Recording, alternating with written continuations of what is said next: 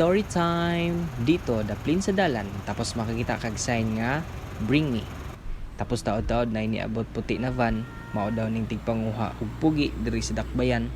So wala na ko nagduduha ni sakay na lang ko. Namahorami kadali, palit isa ka rice, tapos mangayog isa ka kaldero nga sabaw. Human na magpamahaw, naabot nami sa tourism nila / airport. Palista sa kadali, isulatan nimo imuhang mga gusto makuha after hike. Sakit sa tiil, paslot, sakit sa tuhod, sakit sa liog, sakit sa likod, sakit sa hawak, sakit sa dughan, ug uban pang mga balatian na gusto nimo makuha.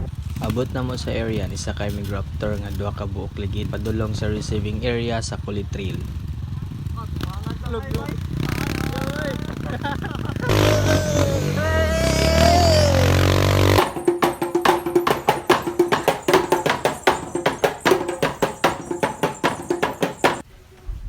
Baklay while kuot-kuot sa itlog. Kabuan na tog tubig nga perti kabugnaw murag gikan sa ref. Sa hike dapat anad ka mabiyaan, murag sila gibiyaan ko. O tanawa layo na kay sila.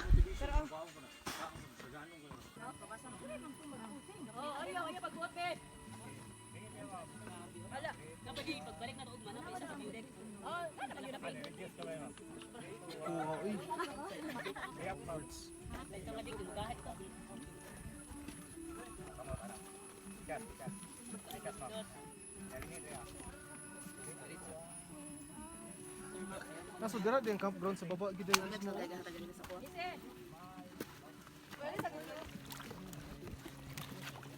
Dahil mong baba siyang bag, siyang kasasay.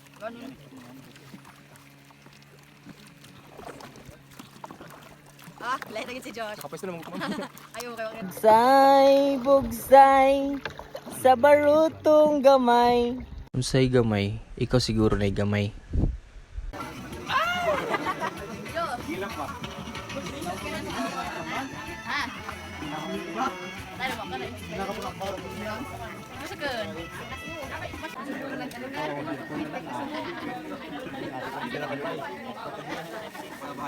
Lahat pwede pa dito sa harap and pwede pa din dito at least. Ayan.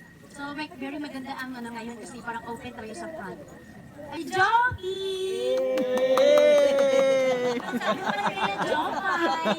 Klikan or gano'n ka pwede lagyan ng kapwa yung plana po kay klikan naman tanin sa Lord o kakikunin, nabot yung program banami kakun na banami kakis klikan naman yung punta na makakaya Lord, dapat yung prayer sa rin quality sa Amen. Amen.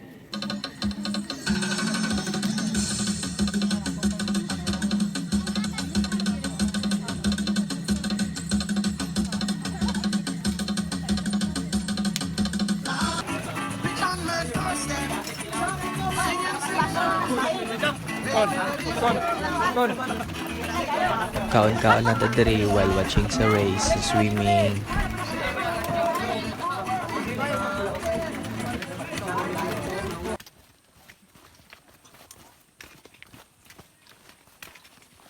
Diri larga namin pauli after hike.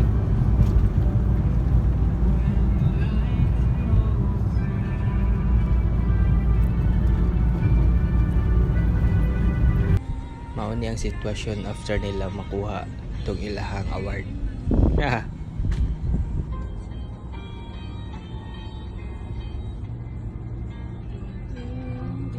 So, diri na ta maghuman sa patutuya.